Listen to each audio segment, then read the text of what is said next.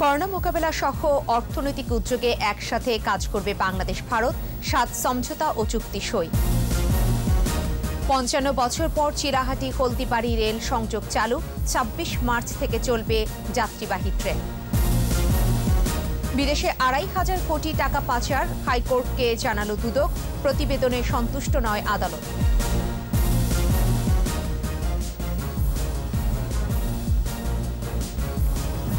আল্লামা শফিকে হত্যার অভিযোগ, মামুনুল সহ 36 জনের বিরুদ্ধে মামলা, পিবিআইকে তদন্তের নির্দেশ।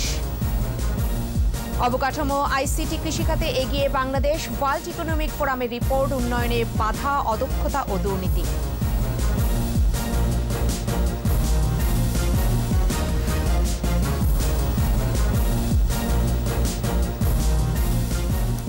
এতক্ষণ শুনছিলেন ফার্স্ট সিকিউরিটি ইসলামী ব্যাংক লিমিটেড সংবাদ শিরোনাম। প্রত্যেককে আমন্ত্রণ জানাচ্ছি সন্ধ্যা 7:21 সংবাদের সাথে থাকছে আমি ফেরদৌসী আহমেদ।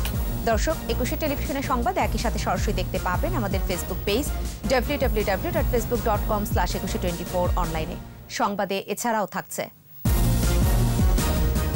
চাঁদের মাটি ও পাথরের নমুনা নিয়ে ফিরে এলো চীনের মহাকাশযান চ্যাং 5।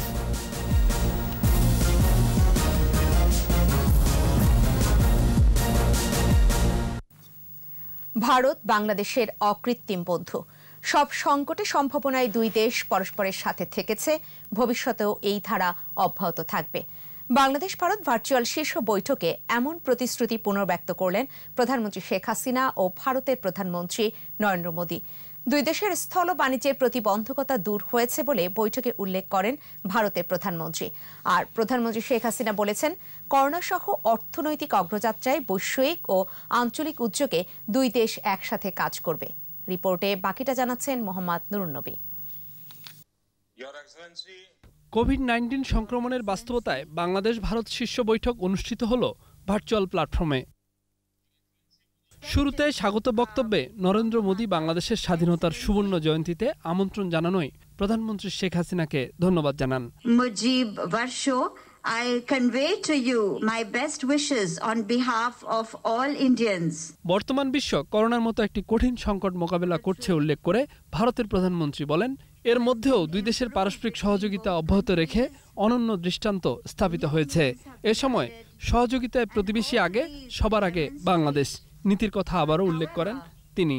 It is a matter of satisfaction that in these difficult times there has been good cooperation between India and Bangladesh, whether it relates to medicines or medical equipment.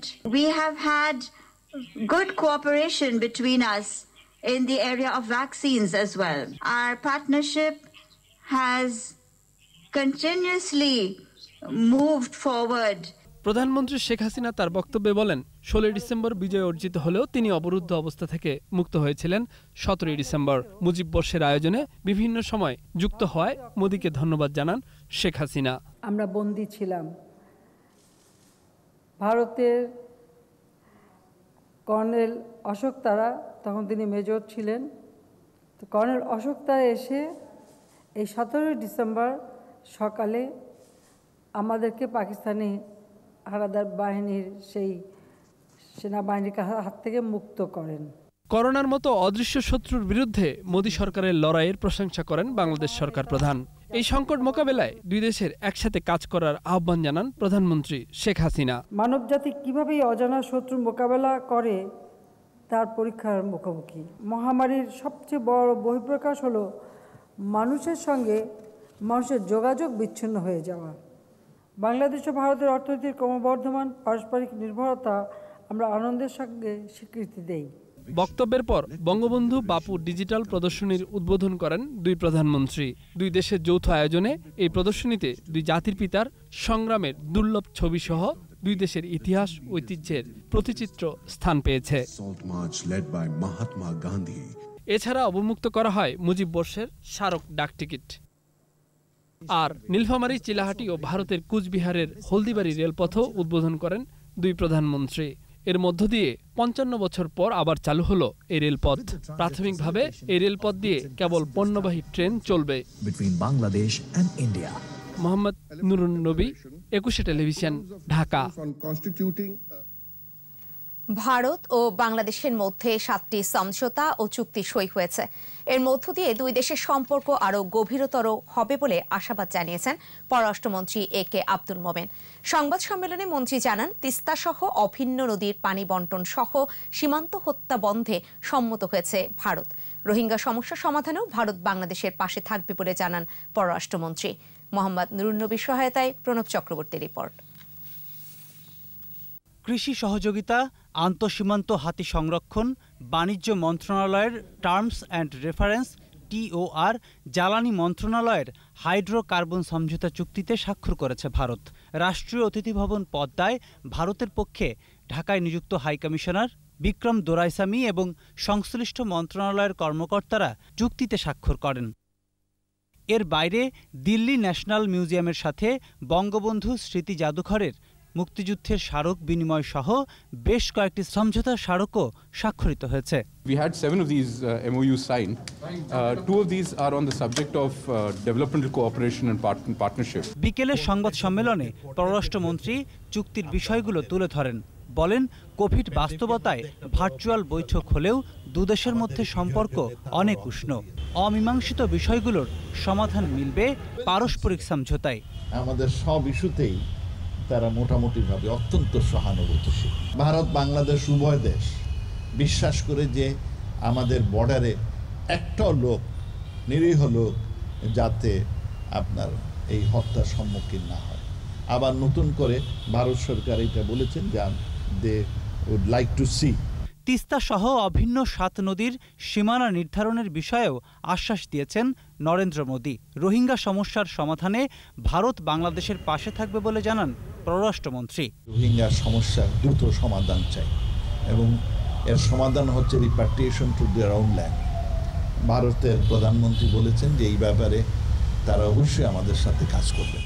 এছাড়াও এ বৈঠকে পাট পণ্য রপ্তানি লাইন অব ক্রেডিট যথাযথ রাখার আশ্বাস দিয়েছে ভারত। মুজিবনগর থেকে ভারতে যেতে নতুন সড়ক হবে, উদ্বোধন হবে স্বাধীনতার সুবর্ণ জয়ন্তীতে। মায়ানমার ভারত আন্তর্জাতিক সড়কে বাংলাদেশকে যুক্ত করার আশ্বাস দিয়েছে ভারত। এই রোডটা হলে আমাদের ব্যবসা বাণিজ্য বাড়বে এবং আমাদের স্ট্র্যাটেজিক কারণে এটা খুব জরুরি আছে, আমাদের সম্পৃক্ত হওয়া উচিত। ভারতবর্ষ বলেছে যে তারা সেইটা ওদের সাথে আলাপ করবে। বাংলাদেশ বিদ্যুৎ উৎপাদনে আগের চেয়ে বেশ ভালো, প্রয়োজনে তা বিক্রিতে মিলবে ভারতের সহায়তা। ভুটান, নেপাল তাদের পাওয়ার প্রয়োজন হয়, আমরা ওটা বিক্রি করতে চাই। প্রণব চক্রবর্তী, 21 টেলিভিশন, ঢাকা। 55 বছর পর শুরু হলো নীলফামারীর চিলাকাঠির সাথে ভারতের হলদিবাড়ি পর্যন্ত রেল যোগাযোগ। বেলা 11:30টায় ভিডিও কনফারেন্সে এই রেল রুটের উদ্বোধন করেন প্রধানমন্ত্রী শেখ হাসিনা ও ভারতের প্রধানমন্ত্রী নরেন্দ্র মোদী। এখন এই রেল লাইনে চলবে মালবাহী ট্রেন। আগামী 26 মার্চ থেকে যাত্রীবাহী ট্রেন চলাচলের পরিকল্পনা রয়েছে রেল বিভাগের। নীলফামারী প্রতিনিধির সহায়তায় মাসুম আলিসার রিপোর্ট। ব্রিটিশ ভারতের অন্যতম প্রধান রেলপথ ছিল চিলাহাটি হলদিবাড়ি রুট। 1965 সালে পাকিস্তান ভারত যুদ্ধের সময় বন্ধ করে দেয়া হয় এই রুটে ট্রেন চলাচল। টানা 55 বছর বন্ধ থাকার পর চিলাহাটি হলদিবাড়ি রেল যোগাযোগ প্রতিষ্ঠিত হওয়ায় প্রাণচাঞ্চল্য ফিরেছে সীমান্তের এপারে ওপারে। 17 ডিসেম্বর উদ্বোধনী দিনের জন্য 30টি MB র্যাক ও ইঞ্জিনকে বর্ণিল সাজে সাজানো হয়। এর আগে চিলাহাটি 0 পয়েন্ট পর্যন্ত 7 কিলোমিটার নতুন রেলপথ স্থাপন করা হয়। নির্মাণ করা হয় VIP গেস্ট হাউস। ট্রেনটি চিলাহাটি স্টেশন ছাড়ার সময় উপস্থিত ছিলেন শত শত উৎফুল্ল মানুষ। দ্রুত যাত্রীবাহী ট্রেন চলাচল সহ এই বন্দরে ইমিগ্রেশন ব্যবস্থা চালু করার দাবি এলাকাবাসীর। আমাদের একটা মালবাহী ট্রেন খুলছে, এই নিয়ে প্রধানমন্ত্রীকে আমি ধন্যবাদ এবং এর সাথে সাথে স্থলবন্দর যেন প্রধানমন্ত্রী আমাদেরকে দেয়। আকুলভাবে আবেদন করতেছি এর পরে যেন প্যাসেঞ্জার ট্রেনও আমাদের এখানে খুলে। এখানে কাস্টমস ইমিগ্রেশন না থাকলে পরে তাহলে এখানকার মানুষ উঠতেও পারবে না, ওই ঢাকায় উঠবে আর ওই আপনার শিলিগুড়িতে নামবে। দীর্ঘদিনের দাবি ছিল, সেটা আজকে আমাদের চালু হচ্ছে, এটা আমরা খুশি আছি। রেলপথ চালু হয় দুদেশের মধ্যে বাণিজ্য সম্প্রসারণের সুযোগ সৃষ্টি হবে বলে উল্লেখ করেন বাণিজ্য মন্ত্রী। আমরা বাণিজ্য বাড়ানোর জন্য চেষ্টা করছি, এই পথ দিয়েই আমরা বাণিজ্য বাড়াতে চাই। এখনো চলছে অবকাঠামো নির্মাণ কাজ। এ প্রকল্পের আওতায় নির্মাণ করা হবে হাইটেক রেল স্টেশন, 2 তলার TXR অফিস কক্ষ, স্টাফদের থাকার 20টি রুম, কাস্টমস অফিস ও একটি ওভারব্রিজ। এছাড়া ইয়ার্ডে যুক্ত হবে আরও 5টি লাইন। মাসুম আলিসা, 21 টেলিভিশন। বিদেশে 2,500 কোটি টাকা পাচার হয়েছে। এর মধ্যে মাত্র 50 কোটি টাকা ফেরত আনা সম্ভব হয়েছে। এখন পর্যন্ত 100 জনের বিরুদ্ধে 88টি মামলা হয়েছে। হাইকোর্টে দেয়া প্রতিবেদনে এই তথ্য জানিয়েছে দুর্নীতি দমন কমিশন দুদক। তবে এই প্রতিবেদনে অসন্তুষ্টি প্রকাশ করে দুদক সহ 5টি প্রতিষ্ঠানকে সুনির্দিষ্ট তথ্য দিতে 28 ফেব্রুয়ারি পর্যন্ত সময় দিয়েছেন হাইকোর্ট। বিচারপতি মোহাম্মদ নজরুল ইসলাম তালুকদার ও বিচারপতি আহমেদ সোহেলের ভার্চুয়াল বেঞ্চে এ আদেশ দেন। বিস্তারিত জানাচ্ছেন শাকের আরজু। বৃহস্পতিবার হাইকোর্টের নির্দেশে দুদক সহ 5টি রাষ্ট্রীয় সংস্থার বিদেশে অর্থ পাচারকারীদের তথ্য প্রতিবেদন উপস্থাপন করে। দুর্নীতি দমন কমিশন হাইকোর্টকে জানায়, বিদেশে অর্থ পাচার করায় এখন পর্যন্ত 100 জনের বিরুদ্ধে 88টি মামলা হয়েছে। শতাধিক ব্যক্তি আর টোটাল টাকার পরিমাণ হবে 2,500 কোটি টাকার মতো অ্যাপ্রক্সিমেটলি। তবে স্কোয়ারলি এই টাকাটির সংখ্যা বেড়ে যেতে পারে, প্লাস ব্যক্তির সংখ্যাও এখানে বেড়ে যেতে পারে। আর পররাষ্ট্র মন্ত্রণালয় তাদের প্রতিবেদনে আদালতকে জানিয়েছে, বিদেশি মিশন থেকে রিপোর্ট পেলে সাথে সাথেই তা দাখিল করা হবে। তবে আদালত পররাষ্ট্রমন্ত্রীর উল্লেখ করা 28 জন অর্থ পাচারকারীর নামের বিষয়ে জানতে চাইলে নতুন কোনো তথ্য দিতে পারেনি মন্ত্রণালয়। বিদেশে গাড়ি বাড়ি টাকা বেগমপাড়া যাদেরকে বলা হয়, সেগুলি আরও সুনির্দিষ্টভাবে আমরা দেখতে যাচ্ছি এবং যদি আপনাদের সময় লাগে সেটা আপনারা সময় নেন। শুনানির পর আগামী 28 ফেব্রুয়ারি 2021 এটা আবার আদেশের জন্য দিন ধার্য রেখেছে।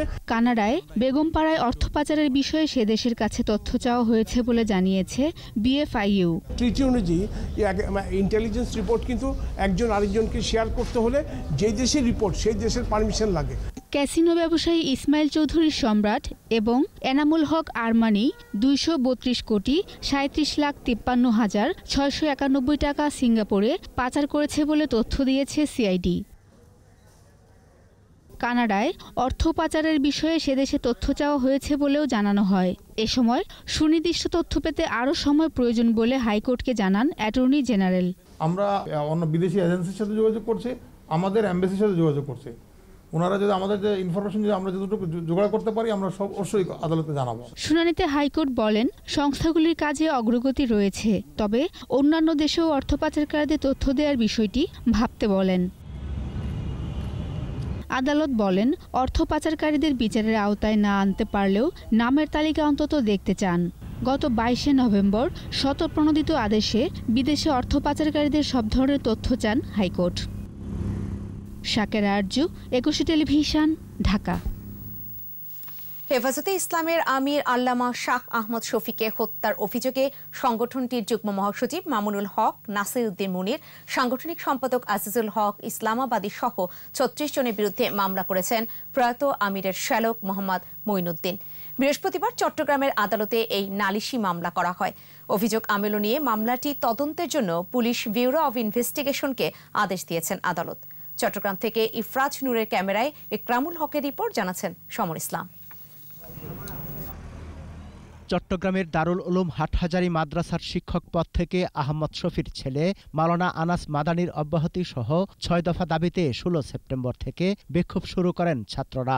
তারা মাদ্রাসার সবকটি ফটকে তালা লাগিয়ে দেন এবং ভাঙচুর করেন। ছাত্রদের দাবির প্রেক্ষিতে 17 সেপ্টেম্বর রাতে মাদ্রাসাটির মহাপরিচালকের দায়িত্ব থেকে সরে দাঁড়ান আহমদ শফি। পরে অসুস্থ হয়ে পড়লে তাকে চট্টগ্রাম হয়ে ঢাকার হাসপাতালে স্থানান্তর করা হয়। চিকিৎসাধীন অবস্থায় 18 সেপ্টেম্বর তিনি মারা যান। আল্লামা শফি সাহেবের শ্যালক মোহাম্মদ মঈনুদ্দিন বাদী হয়ে আজকে তৃতীয় জুডিশিয়াল ম্যাজিস্ট্রেট কোর্টে মামলা দায়ের করেছে। আসামি 36 জন। বাদীর অভিযোগ, গুরুতর অসুস্থ হয়ে পড়লেও শাহ আহমদ শফিকে চট্টগ্রামের হাটহাজারী মাদ্রাসায় তার কক্ষে আটকে রাখা হয়। তার কক্ষে আসামিদের ইন্ধনে মামলা ও ভাঙচুর চালানো হয়। মাদ্রাসা মাঠে আহমদ শফিকে বহনকারী অ্যাম্বুলেন্সটি আটকে রাখা হয় বলে আরজিতে উল্লেখ রয়েছে। আর এটি আটকে রাখার পেছনে বড় ভূমিকা পালন করেন এনামুল হাসান ফারুকী। তিনি হেফাজতের নেতা হিসেবে পরিচিত। যুদ্ধাপরাধীরা যেভাবে হত্যা করেছে আমাদের বাঙালির উপর, ওইভাবে একটা নতুন একটা হামলার শিকার হয়েছে আমার বক্তব্যটি। ওইটার জন্য আমরা আদালতের কাছে আশ্রয় নিয়েছি। মামলাটি তদন্তের জন্য পুলিশ ব্যুরো অফ ইনভেস্টিগেশনকে 1 মাস সময় দিয়েছে চট্টগ্রামের বিচারিক হাকিম শিপলু কুমার দেবের আদালত। সমর ইসলাম, 21 টেলিভিশন। অবকাঠামো খাত, অনলাইন ভিত্তিক ব্যবসা, কৃষি, জ্বালানি সহ ডিজিটাল ব্যবস্থাপনায় বাংলাদেশ এগিয়েছে একথা উল্লেখ করা হয়েছে ওয়ার্ল্ড ইকোনমিক ফোরামের রিপোর্টে। তবে সরকারি প্রশাসনের অদক্ষতা এবং সামগ্রিক দুর্নীতির কারণে অনেক ক্ষেত্রে বাংলাদেশ পিছিয়ে পড়ছে বলে রিপোর্টে উল্লেখ করা হয়। সরকারি বেসরকারি পর্যায়ে আর্থিক প্রতিবেদন নীতিমালার কিছু বিষয়ে সংস্কার প্রয়োজন বলে মনে করছে ওয়ার্ল্ড ইকোনমিক ফোরাম। দেখুন তৌহিদুর রহমানের রিপোর্ট। প্রতিবেদন 2020 করোনা মহামারীর কারণে বিশ্ব অর্থনৈতিক ফোরাম এবার প্রতিযোগিতামূলক রিপোর্টে র্যাঙ্কিং প্রকাশ করেনি। যারা ব্যবসায়ী তারা বলছেন যে হ্যাঁ, তবে 144টি দেশের তথ্য নিয়ে 126টি দেশের রিপোর্ট প্রকাশ করেছে সংস্থাটি। প্রতিবেদনে সামগ্রিকভাবে এগিয়ে থাকা 37টি দেশের নানা খাত নিয়ে পৃথক পরিসংখ্যান তুলে ধরা হয়। গবেষণা প্রতিষ্ঠান Centre for Policy Dialogue CPD আয়োজিত ভার্চুয়াল আলোচনায় এই রিপোর্টের কথা তুলে ধরেন পরিচালক খন্দকার গোলাম মোয়াজ্জেম।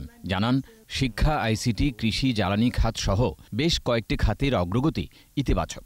সরকারের দীর্ঘমেয়াদী লক্ষ্য রয়েছে কিনা এটিকে তারা খুবই গুরুত্ব দিচ্ছেন এবং সেই জায়গায় আমাদের যারা ব্যবসায়ী তারা বলছেন যে হ্যাঁ, 57% বলছেন যে সেরকম একটি বিষয় আমাদের রয়েছে। উৎপাদনশীলতা বৃদ্ধির নিরিখেও কিন্তু প্রযুক্তির ক্ষেত্রে আরো বিনিয়োগের প্রয়োজন পড়বে বলে আমরা মনে করি। প্রযুক্তির দিকে যে আমাদের যাতে একটা কর্মবিহীন বা কর্মসংস্থানবিহীন একটা প্রবৃদ্ধি না হয়।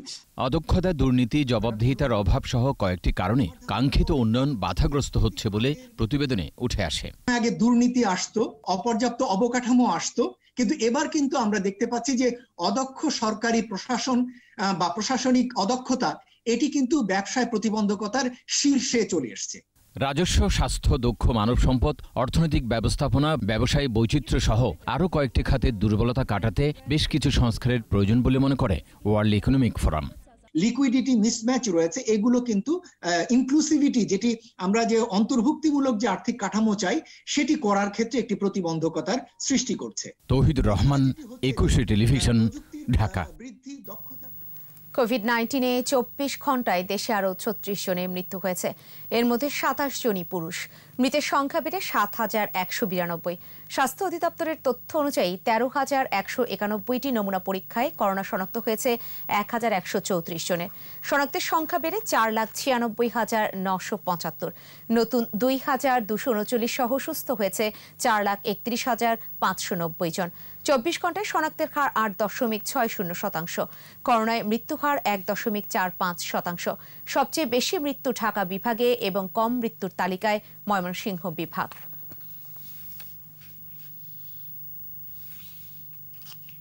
নো মাস্ক নো সার্ভিস বিধি মেনে চলুন, সুস্থ থাকুন। বিরতি নিচ্ছি, যখন ফিরছি তখন যা থাকবে। সরকারের নিরাপত্তাকে দুর্বলতা ভাববেন না, বিএনপিকে ওবায়দুল কাদের বিভ্রান্তি থেকে বের হয়ে আসার আহ্বান। আদালতের স্থিতি আদেশে সুন্দরবন মার্কেটে উচ্ছেদ বন্ধ, মামলা চলা অবস্থায় অভিযান চালানোয় হাইকোর্টের ক্ষোভ। দেখছেন সন্ধ্যা 7:21 সংবাদ।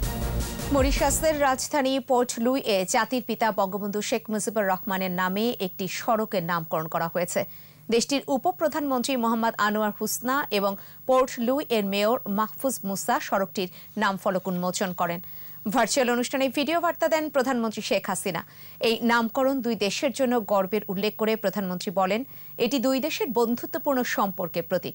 ভবিষ্যতে এই সম্পর্ক আরও অনন্য উচ্চতায় নিয়ে যাওয়া সম্ভব হবে বলেও আশাবাদ জানান তিনি। সরকারের নীরবতাকে দুর্বলতা না ভাবতে বিএনপির প্রতি আহ্বান জানিয়েছেন সড়ক পরিবহন ও সেতুমন্ত্রী ওবায়দুল কাদের। বলেছেন, বিএনপি ঘোলা পানিতে মাছ শিকারের অপচেষ্টা করছে। আর তথ্যমন্ত্রী ডক্টর হাসান মাহমুদ বলেন, বিএনপি বিভ্রান্তিতে ভোগে বলেই অসত্য তথ্য দিয়ে জনগণকেও বিভ্রান্ত করে। সহকর্মীদের সাথে নিয়ে জানাচ্ছেন স্মৃতিমণ্ডল। নোয়াখালীর কবিরহাটে বিভিন্ন প্রকল্পের উদ্বোধন ও ভিত্তিপ্রস্তর স্থাপন এবং শীতবস্ত্র বিতরণ অনুষ্ঠানে নিজ বাসভবন থেকে ভিডিও কনফারেন্সে যুক্ত হন সড়ক পরিবহন ও সেতুমন্ত্রী ওবায়দুল কাদের। এ সময় আওয়ামী লীগের সাধারণ সম্পাদক বলেন, একটি কুচক্রী মহল সামাজিক যোগাযোগ মাধ্যম সহ বিভিন্নভাবে অপপ্রচার চালাচ্ছে। সকলকে ঐক্যবদ্ধ থাকার পাশাপাশি ষড়যন্ত্রকারীদের রুখে দেওয়ার আহ্বান জানান ওবায়দুল কাদের। দেশে একটি মহল সামাজিক যোগাযোগ মাধ্যম সহ বিভিন্নভাবে অপপ্রচার চালাচ্ছে। আওয়ামী লীগ নেতাকর্মীদের একদিকে ঐক্যবদ্ধ থাকতে হবে, অপরদিকে ষড়যন্ত্রকারীদের অপপ্রচারে জবাব দিতে হবে। এদিকে তথ্য ভবনে বাংলাদেশ সংবাদপত্র পরিষদ বিএসপির আয়োজনে মতবিনিময় সভায় অংশ নেন তথ্যমন্ত্রী ডক্টর হাসান মাহমুদ। বলেন, বিএনপির তথ্য দেশ জাতির জন্য শুভ নয়। ভাস্কর্য বিরোধিতা করে যারা দেশকে মধ্যযুগে নিতে চায় তাদের রুখে দাঁড়াবার আহ্বান জানান। অবশ্যই সমালোচনা করবেন, কিন্তু নিজের বিভ্রান্তি থেকে আপনি জনগণকে বিভ্রান্ত করার অপচেষ্টা, সেটি কখনোই দেশ জাতির জন্য শুভ নয়। এর আগে চলচ্চিত্র ও প্রকাশনা অধিদপ্তরের বিজয় দিবস উপলক্ষে পক্ষকালব্যাপী প্রকাশনা উৎসবের উদ্বোধন করেন তথ্যমন্ত্রী। স্মৃতি মণ্ডল, 21 টেলিভিশন, ঢাকা। গুলিস্তানের সুন্দরবন স্কয়ার সুপার মার্কেটে উচ্ছেদ অভিযান বন্ধ হলো উচ্চ আদালতের নির্দেশে। মামলা চলাকালীন উচ্ছেদ অভিযানে ক্ষোভ প্রকাশ করেন হাইকোর্ট। তবে এর আগেই মার্কেটের গা ঘেঁষে গড়ে তোলা দোকানগুলো ভেঙে ফেলা হয়। মাহমুদ হাসানের রিপোর্ট। বৃহস্পতিবার বেলা 12টার দিকে গুলিস্তানের সুন্দরবন স্কয়ার সুপার মার্কেটে নকশা বহির্ভূত দোকান উচ্ছেদ অভিযানে নামে ঢাকা দক্ষিণ সিটি কর্পোরেশন। এই অভিযানে ক্ষতিগ্রস্ত ব্যবসায়ীরা বলছেন, সিটি কর্পোরেশনের ট্রেড লাইসেন্স এবং বৈধ কাগজ নিয়ে তারা দোকান কিনে ব্যবসা করছিলেন। সিটি কর্পোরেশনের যেসব রাজস্ব বিভাগের কর্মকর্তারা এসে হানিফ সহ টাকা পয়সা নিয়ে গিয়েছে, তারাই আজকে উচ্ছেদ করতে এসছে। না বুঝে দোকান কিনছে, আজকে আমরা পথের ফকির হয়ে যাচ্ছি, কারণ আমাদের সব টাকা এখানে ইনভেস্ট। 659টা দোকান, এদের থেকে প্রত্যেকটা দোকানে 6 লক্ষ করে টাকা নেওয়া হয়েছে এটাকে স্থায়ী বরাদ্দ দেওয়ার জন্য। এর আগে উচ্ছেদ অভিযান বন্ধের আদেশ চেয়ে হাইকোর্টে আবেদন করেন ব্যবসায়ীরা। হাইকোর্টের আদেশ শুধু আমরা মানতে হবে। শুনানি শেষে 37 দোকান উচ্ছেদ বন্ধে 3 মাসের স্থিতি অবস্থার আদেশ দেন আদালত। সুন্দরবন স্কয়ার সুপার মার্কেট উচ্ছেদের একটি নোটিশ জারি করা হয়। হাইকোর্টে এই যে নজরে নিয়ে আসার পরেও কেন তারা কার্যক্রম পরিচালনা করতেছিল এ বিষয়ে খুব প্রকাশ করেন। অভিযানে গাড়ি পার্কিংয়ের জায়গা, শৌচাগার এবং লিফট থেকে শুরু করে খোলা জায়গায় যত্রতত্রে গড়ে তোলা দোকানপাট উচ্ছেদের কথা জানিয়েছে সিটি কর্পোরেশন। গাড়ির পার্কিংয়ে আমাদের স্পেসেস বেশি, আমরা বিদ্যুতের লাইন, গ্যাসের লাইন, পানির লাইন এগুলি বন্ধ করেছি। বাইরের ভিতরে ঢোকার যে স্পেসেসগুলো এগুলো আমরা আগে খালি করছি এবং ভিতরেও কার্যক্রম চলছে। ভিতরের কার্যক্রমগুলো ম্যানুয়ালি করতে হবে। অবৈধ দোকান বরাদ্দের সাথে জড়িতদের আইনের আওতায় আনার কথাও জানিয়েছে সিটি কর্পোরেশন। এরকম যদি সুনির্দিষ্ট অভিযোগ থাকে অবশ্যই সিটি কর্পোরেশনের যে যথাযথ কর্তৃপক্ষ তাদের বিরুদ্ধে ব্যবস্থা নেবে। এদিকে অভিযান শুরুর পর 34 দোকান উচ্ছেদে 3 মাসের স্থিতি অবস্থার আদেশ দিয়েছে হাইকোর্ট। মামলা চলা অবস্থায় উচ্ছেদ অভিযান চালানোয় ক্ষোভ প্রকাশ করেন আদালত। তবে এই আদেশের বিরুদ্ধে আপিল করার কথা জানিয়েছেন দক্ষিণ সিটির আইনজীবী। মাহমুদ হাসান, 21 টেলিভিশন, ঢাকা। পদ্মা সেতু শুধু দক্ষিণাঞ্চল নয়, গোটা দেশের অর্থনীতির চেহারা পাল্টে দেবে। যোগাযোগ সহজ করার পাশাপাশি রাজধানী থেকে মংলা ও পায়রা বন্দর পর্যন্ত বিনিয়োগ ও কর্মসংস্থানের বড় সুযোগ করে দিবে এই সেতু। স্বপ্ন থেকে বাস্তব হতে চলা পদ্মা সেতু নিয়ে এমন আশার কথাই বলছেন ব্যবসায়ী নেতাদের পাশাপাশি অর্থনীতিবিদরাও। মেহেদী হাসানের রিপোর্ট। পদ্মা সেতু স্বপ্ন যেন একটু একটু করে বাস্তবের পথে। প্রকল্পের কাজ শেষ হয়েছে 82%-এরও বেশি। ইস্পাতের কাঠামো এরই মধ্যে যুক্ত করেছে 2 পার্কে। সব মিলিয়ে মূল সেতুর কাজে গিয়েছে 91%। স্বল্পতম সময়ে নির্মাণ শেষ করে সেতু খুলে দেওয়ার অপেক্ষায় দেশবাসী। পরিসংখ্যান ব্যুরোর 2013 সালের অর্থনৈতিক শুমারি বলছে, ওই বছর দেশে মোট 78 লাখ অর্থনৈতিক স্থাপনা ছিল, যার মধ্যে রংপুরে ছিল 10,000, বরিশালে ছিল 3,000। একসময় ব্যবসা বাণিজ্যের অন্যতম কেন্দ্রবিন্দু খুলনা ও রংপুরের চেয়ে পিছিয়ে। দক্ষিণাঞ্চলের ব্যবসায়ীরা বলছেন, পদ্মা সেতু পণ্য পরিবহন বা যোগাযোগের সময় ও খরচ দুটোই কমাবে। এ কারণে আশায় বুক বেঁধে আছেন তারা। যারা আমাদের বরিশালের অনেক বড় বড় শিল্পপতি আছে, ইতিপূর্বে আমাদের বরিশালের শিল্প করে নাই, তারা চট্টগ্রাম এবং ঢাকাতে করেছে। তারা অলরেডি বিভিন্ন জায়গা নিয়ে তারা ইন্ডাস্ট্রি তৈরি করতেছে। আমাদের এখানে নিজস্ব প্রোডাক্টের মাল জিনিসগুলো তারা ঢাকা পাঠাতে পারবে এবং সাথে সাথে মংলা বন্দরের কর্মতৎপরতা অনেক বেশি বৃদ্ধি পাবে। ইতিমধ্যে আপনারা খবর নিয়ে জানছেন যে বাংলাদেশের বড় বড় প্রতিষ্ঠান এই পদ্মা সেতুকে কেন্দ্র করে মংলার থেকে শুরু করে গোপালগঞ্জ, মাদারীপুরে বিভিন্ন জায়গায় তারা জমি জমা কিনছে ইন্ডাস্ট্রি করার জন্য। অর্থনীতিবিদরা বলছেন, এ সেতু আসলে কেবল দক্ষিণাঞ্চলকে রাজধানীর সাথে যুক্ত করবে না, গোটা দেশকে এক সুতোয় গাঁথবে। জিডিপি প্রবৃদ্ধি বাড়ার পাশাপাশি যার সুফল ভোগ করবে দেশের সব মানুষ। হিসাব করা হয়েছিল, সবসময় হিসাব করা হয় একটা প্রকল্প করার সময় 1.5% জাতীয় প্রবৃদ্ধি, জাতীয় আয়ের প্রবৃদ্ধি বাড়বে। আমার বিশ্বাস এটা বেশি হবে হওয়ার কারণ হচ্ছে যে অনেক সত্য এখন দেখা যায় না, অনেক কর্মকাণ্ড নতুনভাবে প্রতিষ্ঠিত হবে, ছোট ছোট হবে, বড়ও হবে, নদীর এই পারে হবে, ওই পারে হবে, দূরে হবে। পাশাপাশি রাজধানীমুখী জনস্রোত ঠেকাতে বিকেন্দ্রীকরণে নজর দেওয়ার পরামর্শ তার। যে কোনো কারণেই হোক এই বিকেন্দ্রায়নটা হচ্ছে না, তাও মানে বিকেন্দ্রায়ন অত্যন্ত জরুরি। এটা সেতুর জন্য না, আগেও যারা আসার তারা এসছে। এখন যদি ওখানে অর্থনীতি চাঙ্গা হয় তাহলে হয়তো অনেকেই আসবে না, কিন্তু তারপরেও এই প্রবণতাটা বাংলাদেশে রয়ে গেছে। সেতুর অর্থনৈতিক সুফল বিনিয়োগের তুলনায় অনেক বেশি হবে, তাই এই সেতুর ব্যয় নিয়ে চিন্তার কোনো কারণ দেখছেন না এই অর্থনীতিবিদ। Mehedi Hasan, 21 television, Dhaka. No mask no service বিধি মেনে চলুন, সুস্থ থাকুন। বিরতি, যখন ফিরবো তখন থাকবে। উত্তরায় কলেজ ছাত্র জিসান হত্যা মামলা, 9 ছিনতাইকারী গ্রেফতার। দেখছেন সন্ধ্যা 7:21 সংবাদ। রাজধানীর উত্তরার আব্দুল্লাপুরে কলেজ ছাত্র জিসান হাবিব হত্যায় জড়িত 9 জনকে গ্রেফতার করেছে পুলিশ। উত্তরার পূর্ব থানায় সংবাদ সম্মেলনে উপপুলিশ কমিশনার মোহাম্মদ শহীদুল্লাহ জানান, গেল 9 ডিসেম্বর বাসে ওঠার সময় জিসানের মোবাইল ছিনতাই হয়। জিসান বাস থেকে নেমে 2 ছিনতাইকারীকে ধরে ফেলে। এ সময় তাদের ছুরির আঘাতে নিহত হয় জিসান। মামলা হওয়ার পর পুলিশ 2 জনকে আটক করে। পরে তাদের দেয়া তথ্যে আরও 7 জনকে গ্রেফতার করা হয়।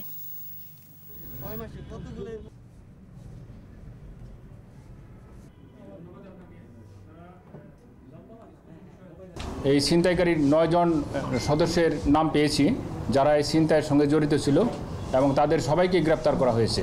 এখানে মূল আসামি বিপ্লব সহ আরও 2-3 জন যে সময় তাকে এলোপাথারিভাবে ছিনতাই করতেছিল, এলোপাথারিভাবে তাকে আঘাত করতেছিল, তাকেও আমরা অ্যারেস্ট করেছি এবং তাকেও আমরা কোর্টে পাঠাচ্ছি পরবর্তী আইনগত ব্যবস্থা নেওয়ার জন্য।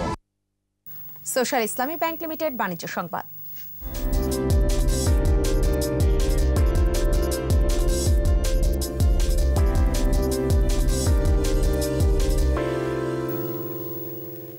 সপ্তাহের শেষ কার্যদিবসে মূল্য সূচকের পতনে লেনদেনে শেষ হয়েছে দেশের উভয় পুঁজি বাজারে। আজ ডিএসইতে লেনদেনে অংশ নেওয়া 355টি প্রতিষ্ঠানের মধ্যে দর বেড়েছে 92টির, কমেছে 186টির, আর অপরিবর্তিত ছিল 77টির দর। ডিএসইর প্রধান সূচক ডিএসইএক্স 15 পয়েন্ট কমে উঠে আসে 5108 পয়েন্টে। দিন শেষে লেনদেনের পরিমাণ দাঁড়ায় 705 কোটি 6 লাখ টাকা, যা আগের দিনের তুলনায় 266 কোটি 97 টাকা কম। অন্যদিকে সিএসইতে সূচক কমলেও বেড়েছে লেনদেনের পরিমাণ। 265টি প্রতিষ্ঠানের মধ্যে দর বেড়েছে 66টির, কমেছে 133টির, আর অপরিবর্তিত রয়েছে 66টির দর। লেনদেন হয়েছে 58 কোটি 25 লাখ টাকার শেয়ার ও মিউচুয়াল ফান্ডের, যা গত কার্যদিবসের তুলনায় 13 কোটি 85 লাখ টাকা বেশি। শেষ করব সন্ধ্যা 7:21 সংবাদ। তবে যাবার আগে ফার্স্ট সিকিউরিটি ইসলামী ব্যাংক লিমিটেড সংবাদ শিরোনামগুলো জানিয়ে দিতে চাই আরও একবার। করোনা মোকাবেলা সহ অর্থনৈতিক উদ্যোগে একসাথে কাজ করবে বাংলাদেশ ভারত, 7 সমঝোতা ও চুক্তি সই। 55 বছর পর চিলাহাটি হলদিবাড়ি রেল সংযোগ চালু, 26 মার্চ থেকে চলবে যাত্রীবাহী ট্রেন। বিদেশে 2,500 কোটি টাকা পাচার, হাইকোর্টকে জানালো দুদক, প্রতিবেদনে সন্তুষ্ট নয় আদালত। আল্লামা শফিকে হত্যার অভিযোগ, মামুনুল সহ 36 জনের বিরুদ্ধে মামলা, পিবিআইকে তদন্তের নির্দেশ। অবকাঠামো, আইসিটি, কৃষি খাতে এগিয়ে বাংলাদেশ, ওয়ার্ল্ড ইকোনমিক ফোরামের রিপোর্ট, উন্নয়নে বাধা, অদক্ষতা ও দুর্নীতি। সবশেষ খবর জানতে ডায়াল করুন 202 নাম্বারে, আর ভিজিট করুন 21-tv.com এই ওয়েবসাইটে। এছাড়া ফেসবুকে ভিজিট করতে পারেন facebook.com/2124 অনলাইনে। পরবর্তী সংবাদ রয়েছে রাত 9টায়। দেখার আমন্ত্রণ রইল। স্বাস্থ্যবিধি মেনে চলুন, সুস্থ থাকুন।